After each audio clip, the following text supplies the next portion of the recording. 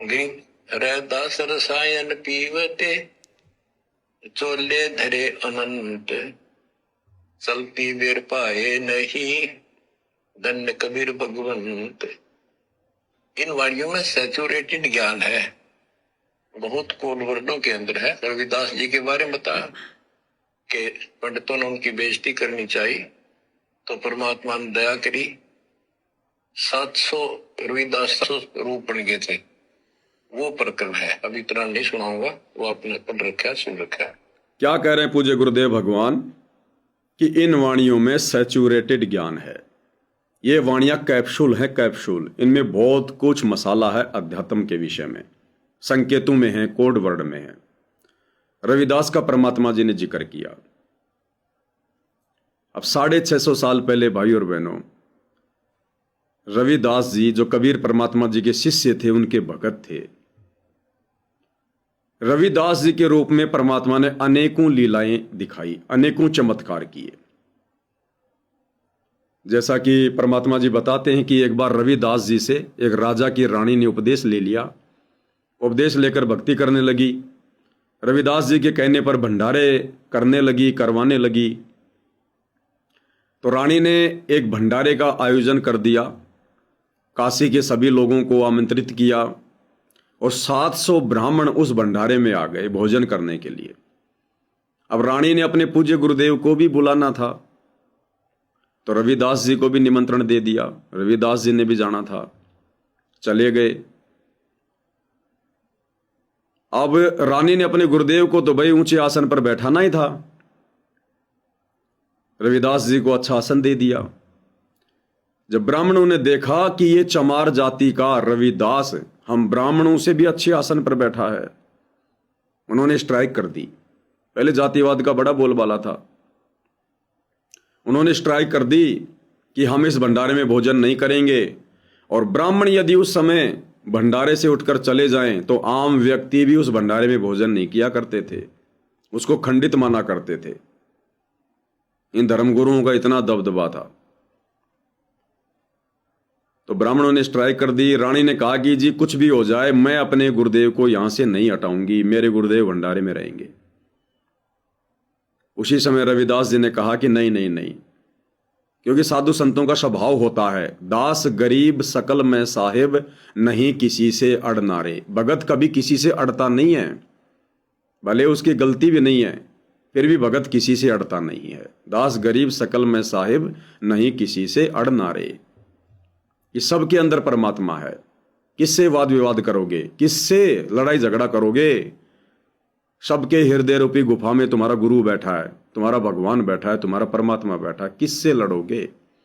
केवल उनको ज्ञान ही तो नहीं है, केवल वो उपदेश ही तो नहीं है, केवल वो तुम्हारी तरह भगत ही तो नहीं है, बाकी हैं तो उसी परमात्मा के बच्चे।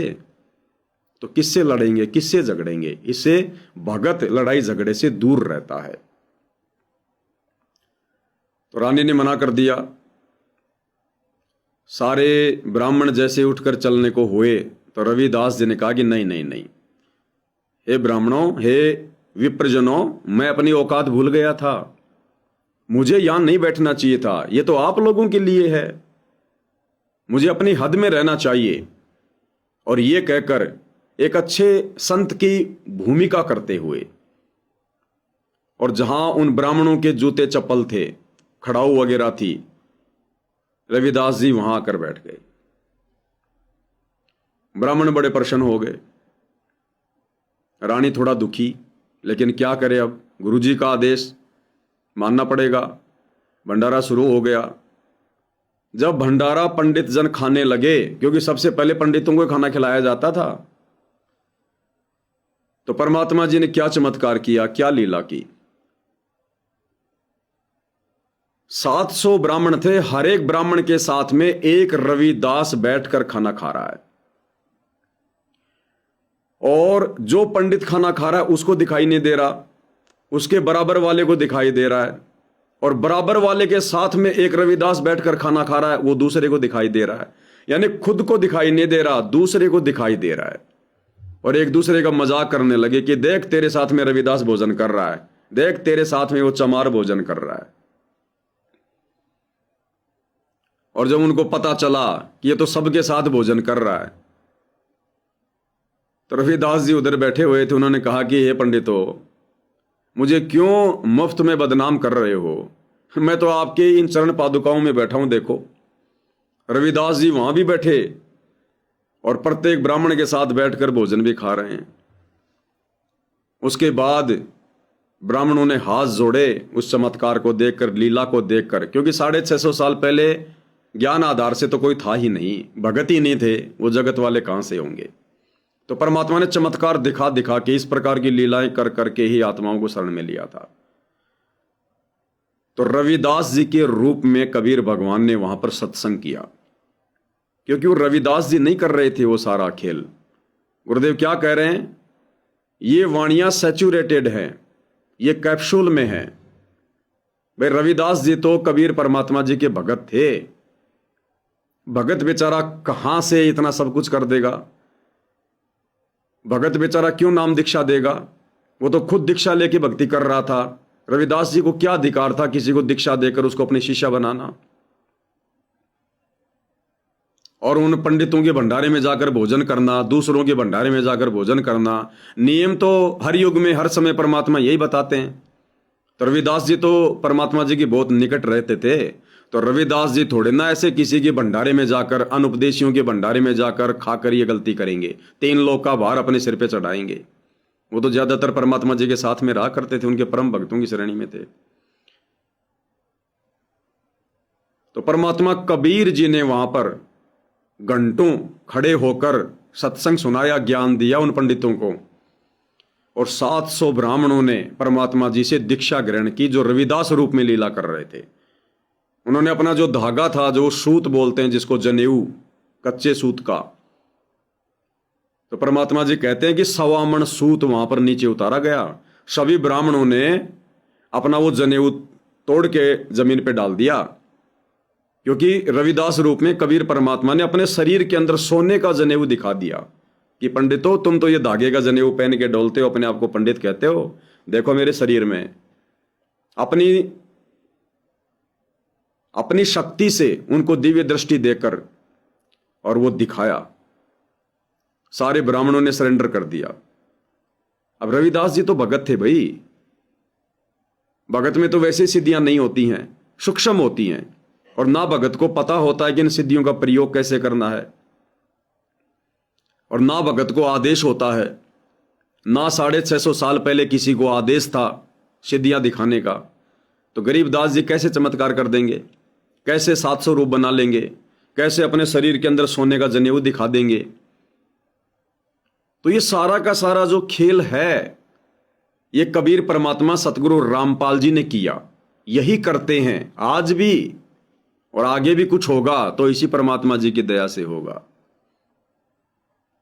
इस भक्ति को बनाए रखने के लिए। तो गुरुदेव कह रहे हैं कि ये वाणियां सैचुरेटेड हैं। एक एक वाणी के अंदर 5-5 घंटे की, 3-3 घंटे की, 2-2 घंटे की वो कथा छुपी हुई है, कथा। तो गुरुदेव कहते हैं दास के पास अभी इतना समय नहीं है कि मैं आपको विस्तार से समझा सकूं, क्योंकि सारी बातें, ये सारी कथाएं, ये सारी जो ये मटेरियल है, ये परमात्मा हमें पिछले 25-30 वर्षों से सुना चुके हैं, बारंबार सुना चुके हैं। सन 1994 से 2014 तक गुरुदेव ने यही तो किया था।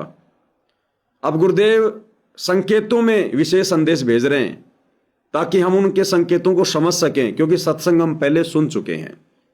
ये विशेष संदेश भक्तों के लिए, जगत के लिए नहीं है। जिन्होंने गुरुदेव के सामान्य सत्संग ही नहीं सुने, वो विशेष संदेशों को कैसे समझेंगे? ये तो कोड वर्ड में है। तो ये केवल सतगुरु रामपाल जी के भक्तों के लिए हैं, जो हिसार जेल से विशेष संदेश आए। भगत ही समझ सकते हैं, और भक्तों में भी कौन से भगत? जिन्होंने सत्संगों को ध्यान से सुना है, जिन पर गुरुदेव की रजा है। केवल साध संगति से जुड़े भाई बहन ही समझ रहे हैं। परमात्मा भाई और बहनों एक तीर से 2 शिकार करते हैं। जब गुरुदेव सत्संग करते हैं तो सामने नया भगत भी होता है, 2-4 साल पुराना भगत भी होता है, जिसको सार नाम मिल गया वो भगत भी होता है, जो 20 साल से भगत है वो भी होता है। गुरुदेव सत्संग एक ही करते हैं, सबको सामने बैठा कर। लेकिन जिसकी जितनी बुद्धि काम करती है, जो जितना योग्य हुआ है उस सत्संग को आत्मसात करने के लिए, वो उतना ही उस सत्संग को ग्रहण कर लेता है। तो परमात्मा जी ने सतलोक आश्रमों से जुड़े भाई बहनों को भी हिम्मत देनी है, उनको भी इस भक्ति मार्ग से जोड़ के रखना है, भले वो मर्यादा में नहीं रहते, उनको भी परमात्मा ने भक्ति से जोड़ के रखना है कि अगर ये आश्रमों में नहीं आएंगे, जैसे भी टूटी फूटी भक्ति मर्यादा तोड़ के ये कर रहे हैं गुरु को मानुष मानकर, अगर ये भक्ति नहीं करेंगे तो क्या करेंगे? ये घर बैठेंगे, घर बैठकर भक्ति करने के योग्य है नहीं। धीरे धीरे काल इनको पूरी तरह से बर्बाद कर देगा। ये दूसरे पंथों में जाएंगे, दूसरे संतों के पास जाएंगे, या वही अपनी परंपरागत पूजा करने लग जाएंगे जिसका कोई यूज नहीं है। तो परमात्मा ने अपनी उन कमजोर आत्माओं को भी सतलोक आश्रमों से जोड़कर हिसार जेल से ऑडियो वीडियो में थोड़ी बहुत हिम्मत देकर, या जैसे भी वीडियो कॉल में अपने दर्शन देकर, उनकी प्रार्थनाएं सुनकर, उनकी शंकाओं का समाधान करके परमात्मा ने उन आत्माओं को भी भक्ति से जोड़ के रखना है कि भाई मोक्ष तो इन आश्रमों से जुड़े भक्तों का इस जन्म में नहीं होगा, क्योंकि ये परीक्षा में फेल हो चुके हैं, ये अपने बुद्धि विवेक का इस्तेमाल नहीं करते। सन 2014 से वर्तमान 2026 तक गुरुदेव ने भली भांति देख लिया, चेक कर लिया, परीक्षा हो चुकी है, छटनी हो चुकी है।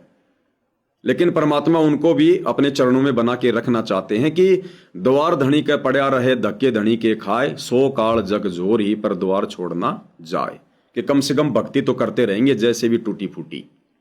मनुष्य जन्म तो मिल जाएगा, अगला मनुष्य जन्म तो मिलते रहेंगे, काल के हत्थे तो नहीं चढ़ेंगे।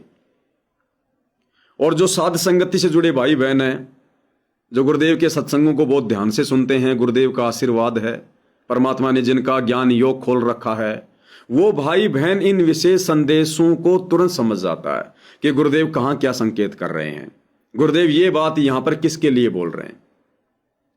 एक सत्संग में पूज्य गुरुदेव ने क्या बताया कि जो बंदी छोड़ गरीबदास जी हैं, वो बंदी छोड़ गरीबदास जी वो कथा क्या सुना रहे हैं, और उस कथा के माध्यम से समझा कोई और बात रहे हैं। कथा क्या सुना रहे हैं और कथा के माध्यम से समझा कोई और बात रहे हैं। तो इसी प्रकार सतगुरु रामपाल जी, ये बंदी छोड़ कबीर भगवान, ये तो विशेष संदेश हैं भाई और बहनों।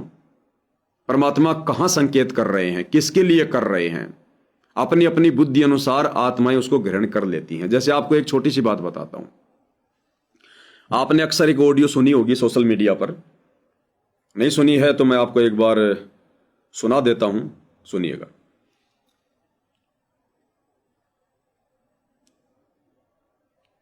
इस ऑडियो को सुनिएगा। आनंद का नहीं ठिकाना, मेरे हंस खड़े दरबार में, आनंद का नहीं ठिकाना, मेरे दास खड़े दरबार में, आनंद का नहीं ठिकाना, मेरे हंस खड़े दरबार में, आनंद का नहीं ठिकाना, आनंद का नहीं ठिकाना, मेरे हंस खड़े दरबार में, आनंद का नहीं ठिकाना, मेरे दास खड़े दरबार में। अब सतलोक आश्रमों से जुड़े भाई बहन, सतगुरु रामपाल जी का कलयुगी परिवार, ये लोग क्या सोचते हैं कि ये जो वाणी है, जो हिसार जेल से गुरुदेव भगवान वीडियो कॉल के दौरान, ऑडियो कॉल के दौरान हमें गाकर सुना रहे हैं, वो भाई बहन ये सोच रहे हैं कि हम आश्रम वालों के लिए कह रहे हैं कि देखो कितना बड़ा आश्रम बना लिया, 3 दिन का समागम चल रहा है, सारी संगत खड़ी होके दाढ़ी मूंछ वाले कबीर को भगवान मान के भोग लगा रही है। तो गुरुजी हमारे लिए कह रहे हैं कि बच्चों, इन आश्रमों में तुम्हारी भीड़ को देखकर और मेरे आनंद का ठिकाना नहीं है। उन्होंने अपनी बुद्धि से उस चीज को ग्रहण कर लिया और स्वीकार कर लिया कि गुरुजी हमारे लिए कह रहे हैं, जबकि यथार्थ में हिसार जेल से उस ऑडियो कॉल में या वीडियो कॉल में पूज्य गुरुदेव सतगुरु रामपाल जी वो वाणी उन आश्रम वालों के लिए नहीं कह रहे। वो वाणी पूज्य गुरुदेव भगवान अपनी विशेष आत्माओं साध संगति से जुड़े भाई बहनों के लिए कह रहे हैं, क्योंकि और तो कोई तरीका है नहीं। आप और हमें तो समाज और बिरादरी से बाहर कर रखा है, हमारा तो हुक्का पानी बंद कर रखा है इन सतलोक आश्रम वालों ने। भाई हमारी समाज और बिरादरी क्या है? भगत समाज। तो आप और हमें तो जाति से बाहर निकाल रखा है गुरुद्रोही कहकर। आप और हम तो कुछ है ही नहीं उनकी नजरों में, लेकिन परमात्मा की नजरों में सब कुछ है। तो हमारे पास में संदेश कहां से आएंगे? हमें गुरुदेव भगवान हिम्मत कैसे देंगे? हमारी शंकाओं का समाधान कैसे करेंगे? वैसे तो साध संगति में शंका नहीं होती है, लेकिन आगे बढ़ने के लिए गुरुदेव की पावर चाहिए, गुरुदेव की मेहर चाहिए, उनका आशीर्वाद चाहिए। सूक्ष्म तो है ही है, शब्द रूप में तो है ही है, लेकिन आमने सामने भी। तो तरीका क्या है? गुरुदेव से मिलने जाते हैं गुरुदेव के परिवार वाले, सतलोक आश्रम वाले। हिसार जेल से जो भी audio video calling live video आता है, विशेष संदेश आते हैं, वो आश्रम वालों के माध्यम से आते हैं। तो गुरुदेव भगवान उन्हीं लोगों के माध्यम से अपनी बात आप और हमारे तक संकेत में पहुंचाएंगे कि मेरी साध संगति से जुड़े बच्चे मेरे संकेतों को समझ जाएंगे कि गुरुजी हमें क्या आशीर्वाद दे रहे हैं, गुरुजी हमें यहां पर क्या समझाना चाहते हैं, ये बात गुरुजी किन के लिए बोल रहे हैं।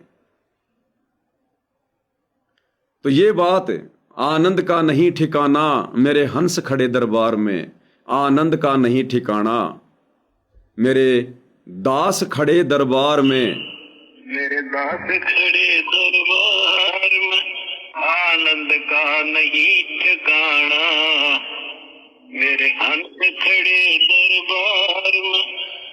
इन आश्रम वालों से जो इन सतलोक आश्रमों में समागम के दौरान खड़े होकर या बैठकर दाढ़ी मूछ वाले कबीर को भगवान मानकर जो भोग लगा रहे हैं, आरती कर रहे हैं, गुरुदेव उस भीड़ को देखकर क्यों आनंदित होंगे? क्या है उस भीड़ के अंदर? क्या है उन भक्तों के अंदर? एक भी भगत की मर्यादा नहीं है। उस भीड़ में एक भी भगत अपने गुरु को परमात्मा नहीं मानता। तो गुरुजी आनंदित होंगे क्यों? जो सारे के सारे भगत पंचर पड़े हुए हैं, किसी की ट्यूब फटी पड़ी है, मर्यादा में कोई नहीं है। स्टेडियम बनवाकर उसके बनाने में ज्योति पाठ और दान का पैसा देकर सबने मर्यादा तोड़ रखी है। जाट आरक्षण करोड़ों रुपया चंदे में देकर, गुंडों की सीबीआई जांच का समर्थन 5-5 लाख रुपए राजपूत करनी सेना को देकर, कभी कांग्रेस सरकार का समर्थन करके वोट डाल के, कभी बीजेपी का समर्थन करके वोट डाल के, गंदी राजनीति का शिकार। जाटों की धर्मशाला में करोड़ों रुपया, मदीना गांव में लाइब्रेरी में करोड़ों रुपया भगत वहां बेगार कर रहे हैं। अन्नपूर्णा के तहत संगत का करोड़ों रुपया बर्बाद कर दिया मोटर पाइप में। झूठे मान सम्मान के प्रोग्रामों में करोड़ों रुपया संगत का बर्बाद कर दिया। उन मान सम्मान के कार्यक्रमों में नचनियों को बुला बुलाकर, गवैयों को बुला बुलाकर सतगुरु रामपाल जी की पूरे हरियाणा में जमकर बदनामी करवाई गई, बेइज्जती करवाई गई कि ये काम तो बढ़ुओं के होते हैं, नचनियों के होते हैं, संतों के काम होते हैं। संतों के समान समारोह में कोई लड़कियां नाचती हैं, कोई रागनियां गाई जाती हैं, ढोल नगाड़े बजाए जाते हैं। तो गुरुदेव आनंद क्यों महसूस करेंगे? किस बात को लेकर गुरुदेव सतलोक आश्रमों से जुड़े भक्तों को देखकर? क्या उनकी भक्ति मर्यादित है? क्या वो गुरु को परमात्मा मानते हैं? जो उनमें तो दाढ़ी मूछ वाले कबीर को भगवान मान लेंगे, उसका प्रकट दिवस मना लेंगे। 8 सितंबर को संत रामपाल जी को झूठ मूठ में परमात्मा मान लेंगे, उनका अवतरण दिवस मना लेंगे। क्या मर्यादा है? परशुराम की जयंती में वो जाके बैठ गए, नकली कबीर पंथियों के साथ मिलकर कबीर जयंती वो मना रहे हैं। मुख्यमंत्री के रैलियों में ये धक्के खाते हैं, प्रधानमंत्री के रैलियों में ये धक्के खाते हैं। मर्यादा है कहां? दुनिया के मकान बनाने के लिए बेगार कर रहे हैं। आधा घंटा बैठ के सुमरण नहीं हो सकते सुरती नृत्य से, 8-8 घंटे वहां पर पसीना बहाएंगे तगारी ढो ढो के। गुरुजी किस बात को देखकर प्रसन्न होंगे, आनंदित होंगे? एक तो कारण बताओ, एक तो ऐसी खूबी बताओ सतलोक आश्रम वालों में, गुरुदेव के परिवार वालों में, आश्रमों से जुड़ी संगत में। तो ये जो शब्द है परमात्मा का, ये शब्द भाई और बहनों ये कब आया? ये शब्द गुरुदेव के जेल जाने के बाद जेल से आया। इससे पहले गुरुदेव को 25 साल हो गई, कभी भी परमात्मा ने यह शब्द नहीं गाया, कभी भी। अब पिछले 2-3 वर्षों से परमात्मा ने यह शब्द गाकर क्यों बोला, क्यों भेजा? अपने सत्सेवक बच्चों को आशीर्वाद दे रहे हैं शब्द के माध्यम से, साध संगति से जुड़ी आत्माओं को। क्योंकि दरबार में खड़े होकर आरती कौन कर रहे हैं? आनंद का नहीं ठिकाना, मेरे दास खड़े दरबार में। ये सतलोक आश्रम भगवान के दरबार नहीं है, ये तो काल के अड्डे हैं। अरे गुरु के बरवाला कांड के बाद, जेल जाने के बाद बने, गुरु का कोई आदेश नहीं है। ना गुरु के भक्ति विधान में है जगह जगह आश्रम खोलना, ना गुरु ने अभी तक उन आश्रमों में अपना पैर रखा, अपने चरण कमल रखे। वो दरबार कहां से हो गए, वो आश्रम कहां से हो गए जहां पर राजनेता आ रहे हैं, जहां पर सामाजिक लोग आ रहे हैं, जहां पर लोग ढोल नगाड़े बजाते बजाते आ रहे हैं लाइब्रेरी के लिए पैसा लेने के लिए, जहां पर अनुपदेशियों की भीड़ इकट्ठी कर रखी है, जहां पर मर्यादा नहीं किसी की। वो दरबार कहां से हो गया? कैसे उसको आप दरबार कहोगे? अरे दरबार है साध संगति से जुड़े भाई बहनों के घर, जिन्होंने अपने घर को ही सतलोक आश्रम बना लिया, जिसके विषय में गुरुदेव भगवान विशेष संदेश में कहते हैं कि बच्चों मेरी आत्मा गदगद कर दी, ये बंदी छोड़, घर घर आश्रम बन गया, घर घर आश्रम बन गया, पूरा संसार आश्रम बन गया। अपने सत्सेवक बच्चों को, जिन्होंने अपने घर को दरबार बना रखा है, सतलोक आश्रम बना रखा है, नकली आश्रमों में धक्के नहीं खाते, ज्ञान को आधार बनाकर, गुरु को परमात्मा मानकर, परमात्मा जैसा व्यवहार करके अपनी भक्ति कर रहे हैं। तो खड़े होकर दरबार में सुबह शाम पूज्य गुरुदेव भगवान की आरती कौन उतारते हैं? सत्सेवक भाई बहन। उनको कह रहे हैं गुरुदेव, आनंद का नहीं ठिकाना, मेरे दास खड़े दरबार में, आनंद का नहीं ठिकाना, मेरे हंस खड़े दरबार में। अरे ये हंस, ये दास तो 1994 से दरबार में खड़े थे। गुरुदेव भगवान थे तब भी तो संगत खड़ी थी। उस समय परमात्मा ने यह शब्द क्यों नहीं गाया? और बरवाला कांड के भी कुछ वर्षों तक यह शब्द परमात्मा ने गाकर क्यों नहीं भेजा? क्योंकि जिस समय तक कोई गुरु को परमात्मा मान के भक्ति नहीं करेगा, भगवान तुल्य व्यवहार अपने गुरु के साथ नहीं करेगा, तब तक गुरु की आत्मा को कैसे आनंद प्राप्त होगा? कैसे परमात्मा असल में उनको अपना दास कहेंगे? कैसे परमात्मा गदगद होंगे, आनंदित होंगे, जब आपने गुरु को ही परमात्मा नहीं माना? तो अब साध संगति से जुड़े भाई बहन अपने घर को दरबार बनाकर सुबह शाम खड़े होकर आरती उतारते हैं गुरुदेव की सहपरिवार। उनको कह रहे हैं गुरुदेव कि अब मेरे आनंद का नहीं ठिकाना, कि 4 युगों से मैं जो प्रयत्न कर रहा था, जो कष्ट मैं यहां पर उठाता हूं आकर हर युग में, आत्माओं को ज्ञान समझा समझा कर, जिस मकसद से मैं आत्माओं को परिचित करवाना चाहता हूं, उस मकसद को केवल अब इस कलयुग की पिछली पीढ़ी में साध संगति से जुड़े बच्चों ने समझा है। गुरु को परमात्मा पहली बार 4 युगों में साध संगति से जुड़े बच्चों ने समझा है। तो गुरुदेव कह रहे हैं अब मेरे आनंद का ठिकाना नहीं है, अब मेरे बच्चों ने मेरे को पहचान लिया, पहचान कर ली कि तुम्हारा गुरु कौन है। अब आनंद आ रहा है गुरु को। आपे आरती आपे साजे, आपे किंगर आपे बाजे, आपे ताल झांझ झनकारा, आप नचे आप देखन हारा। पहली आरती हर दरबारे, तेज पुंज जहां प्राण उधारे, पाती पंच पोप कर पूजा, देव निरंजन और न दूजा। अब आनंद आ रहा गुरु को कि इन्होंने मुझे पहचान लिया, मुझे जान लिया। अपने भगवान की आरती उतार रहे हैं। सूक्ष्म रूप में परमात्मा बैठकर आशीर्वाद देता है, आनंद लेता है परमात्मा। दास गरीब शब्द रस भोगी। क्योंकि अब हम किसको परमात्मा मान के वो आरती कर रहे हैं? अगर पहले कभी कोई आरती भी करता था इन आश्रमों में भोग के समय, तो केवल दाढ़ी मूंछ वाली फोटो को ही भगवान मान के, कबीर मान के आरती कर रहे थे, भोग लगा रहे थे, चवर कर रहे थे। तो गुरु कैसे प्रसन्न होगा? गुरु पर तो आपकी सुरती नहीं है। गुरु को तो आपने मानुष मान रखा है, एक संत मान रखा, अपना गुरुजी मान रखा है।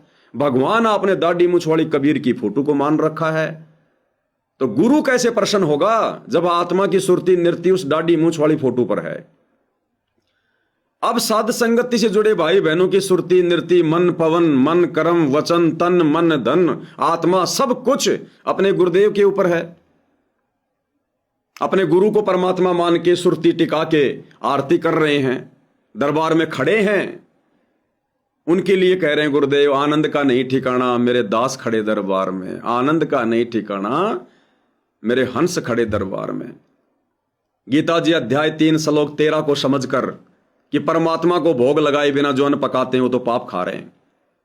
इन आश्रमों में तो दाढ़ी मूंछ वाले कबीर को परमात्मा मानकर साल में एक बार भोग लगाया जाता है, या जब जब समागम होता है 2 महीने में 3 महीने में, उस समय दाढ़ी मूंछ वाली नकली कबीर की फोटो को भोग लगता है, या फिर जब कबीर प्रकट दिवस आता है तो साल में एक बार लगता है।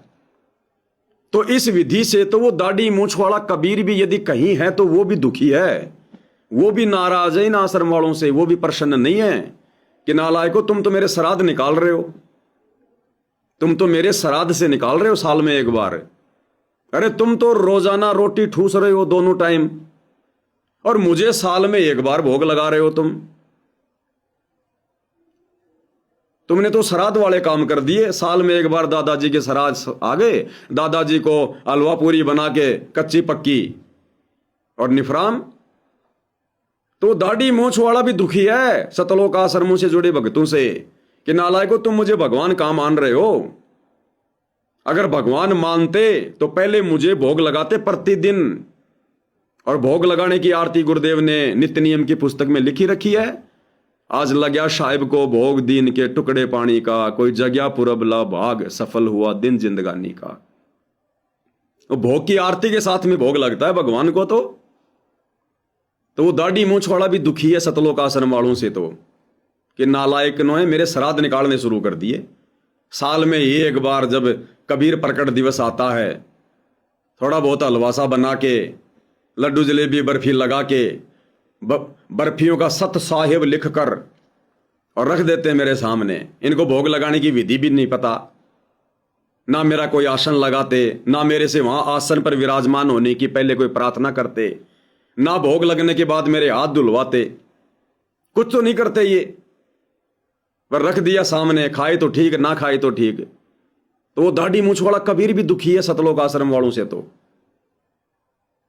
तो यहां प्रतिदिन किसको भोग लग रहा है साध संगति में?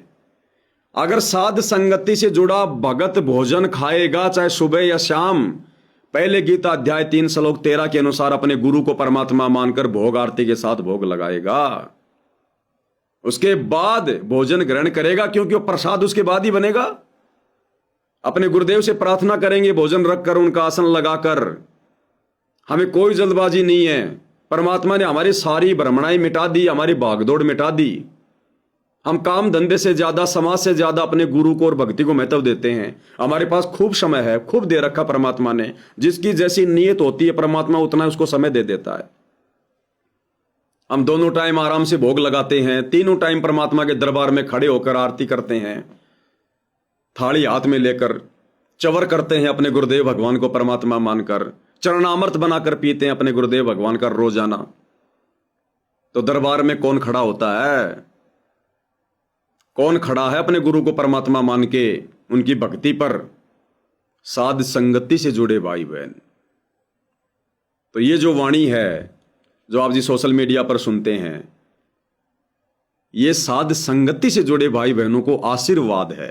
केवल साध संगति से जुड़े भाई बहनों को।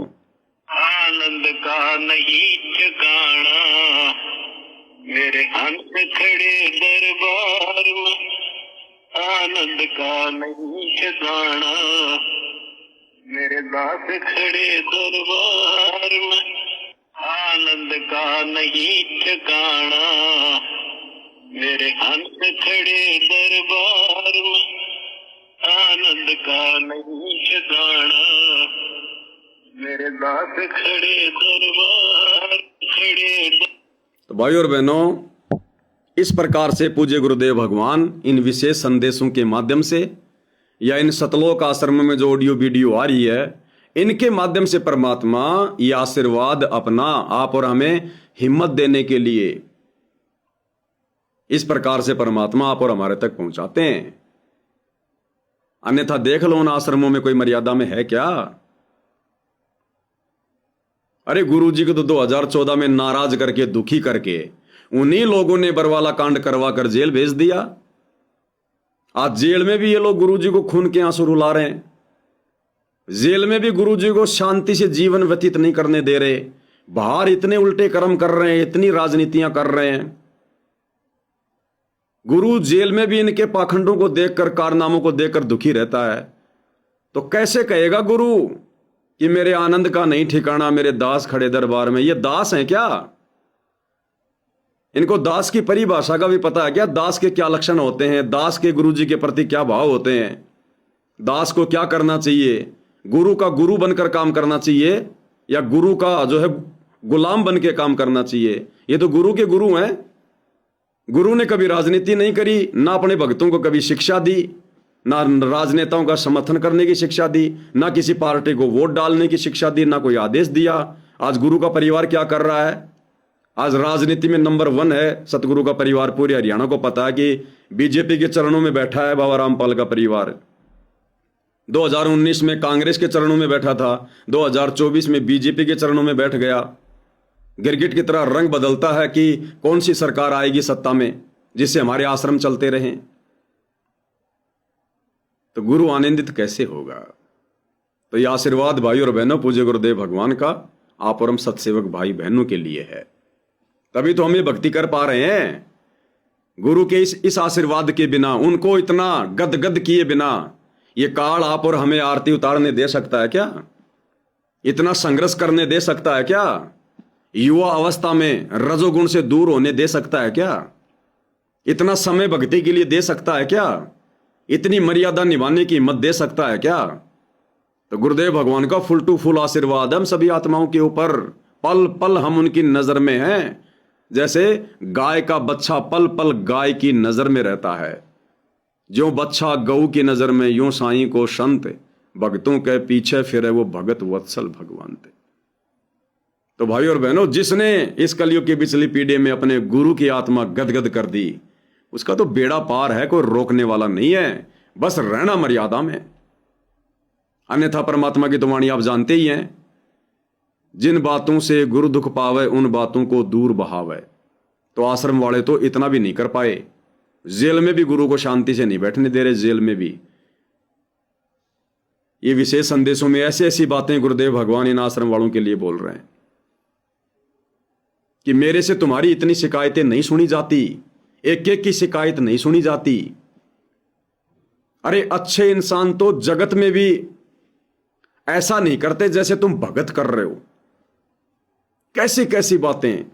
कई विशेष संदेश में तो गुरुदेव ने डांट मार रखी है कि तुम रोज मर्यादा तोड़ के आ जाते हो, यहां आने की जरूरत नहीं है, जाओ फिर अपनी मनमानी करो। कभी गुरुदेव कह रहे कि बच्चों मैंने इतनी मेहनत कर दी जानवर से ज्यादा, फिर भी तुम रिजल्ट नहीं दे रहे, तुम रिजल्ट नहीं दे रहे। ऐसी ऐसी बातें गुरुदेव भगवान सत्संगों में कह रहे हैं सार्वजनिक तौर पर। सोचो गुरु कितना दुखी होगा आश्रम वालों संगत से, अपने परिवार से। तो आत्मा कैसे आनंदित होगी? कैसे आनंद आएगा गुरुदेव को? यह आनंद तो सत्सेवक बच्चों की भक्ति से, उनके श्रद्धा भाव से आ रहा है गुरुदेव को। तो ये आशीर्वाद कि आनंद का नहीं ठिकाना मेरे हंस खड़े दरबार में, आनंद का नहीं ठिकाना मेरे दास खड़े दरबार में। सत्सेवक भाई बहनों को आशीर्वाद है।